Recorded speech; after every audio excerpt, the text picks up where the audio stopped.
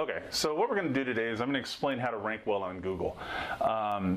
Before we go through this little mock scenario, I think it's important to know that Google doesn't care about you or your business. What they care about is ad revenue. And for their ad revenue to grow or at least stay where it's at, they need as much traffic as possible. Now, to get that traffic, they need to make sure that you and I know that Google is the best search engine. So anytime we want to find something, Google is where we go. We type it in on our phone, or we go to Google on our computer, however we're going to Google it.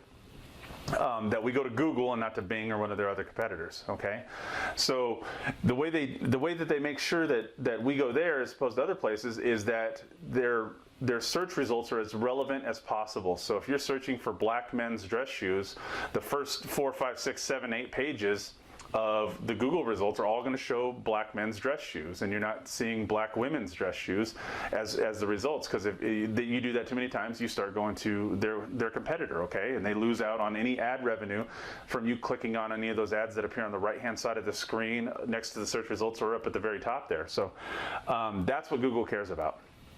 Now, the organic results are those 10 results that appear on each page right in the middle there with the blue titles, and it's just over the white background, okay, right there in the middle. So what we want to do is, let's pretend for this scenario that you own a fish taco stand in San Diego, and you want to be that #1 spot in the organic search results for the keyword San Diego fish tacos. So anytime somebody types in San Diego fish tacos on their phone or on their computer before they take off for their lunch break, you want to be found at the #1 spot there, okay? So in order to do that, the way Google ranks you is based on incoming links is the primary and the most effective way that they rank you, okay? So in this example, I'm going over three guys here, Joe, Bob, and Fred, and they're each going to give you a link in this little scenario, okay? So Joe's a reporter, and he works for the local newspaper, and he gets an assignment to rate local taco stands. So he's heard about your taco stand, so he decides to go try yours out. He absolutely loves your fish tacos, and he writes about it in his article. Now, in his article gets printed in the newspaper, but it also goes onto the newspaper's website. And in that article on the website, he provides a link over to your website. Okay, so you get a link there. The second link is going to come from Bob. So Bob's a food blogger. He does this as a hobby, and he goes around, he takes pictures of the food he's eaten, and he writes reviews of it on his personal blog. All right, so he's heard about your fish tacos also, so he comes over to your taco stand, he tries it out, they're awesome, and he writes a review about you. He posts a picture on his blog, he writes a little blurb on his blog about you, and he gives you a link back to your website. All right, now the third guy is Fred. Now, Fred's a small business owner, and he's a member of the Chamber of Commerce, and you met him at a Chamber of Commerce mixer last week. At this mixer, you guys decided, hey, I've got a website. Fred, you have a website. Why don't we give a link to each other on our own websites, okay? So that do what's called a link exchange. So you guys decide to do that, and you set that up. So we've got 3 links now. We've got one from a newspaper, we've got one from a personal food blogger, and we've got another one from a small business owner. Now, Google, what they do is Google ranks each website with what they call a page rank. And that's your influence or your reputation, okay? So a newspaper is going to have a higher reputation and a higher influence on the links that go out of that, okay? So that the local newspaper might have what's called a PR6, a page rank 6, all right? Whereas the food blog, if it's a smaller personal blog that's not national, that's just local, then it might have like a PR3.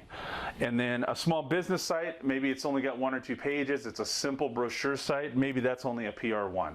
Okay, so the reason I'm explaining this is because each one of these links that you got, Joe's links, Bob's links, and then Fred's link, each one's weighted differently when Google puts it into their algorithm and spits out their results, okay?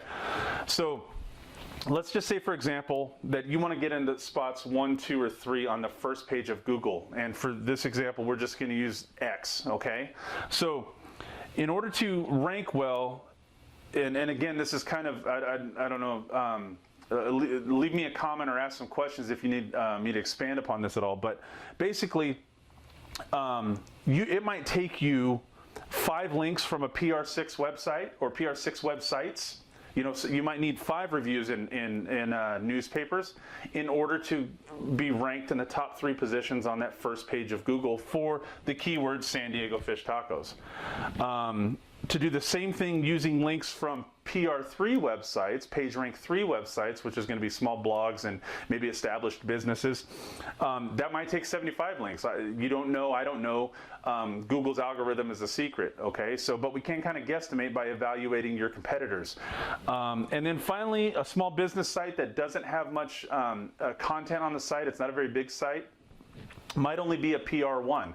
So with that, it might take 1,000 of links from PR1 websites to equal 5 links from PR6 websites.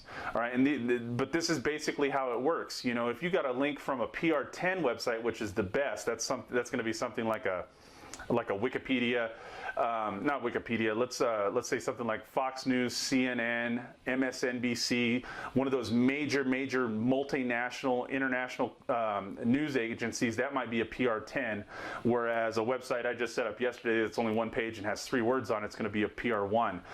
You could have 100,000 links from those little PR1 sites, and they'll never equal a single link from a PR10 website. So.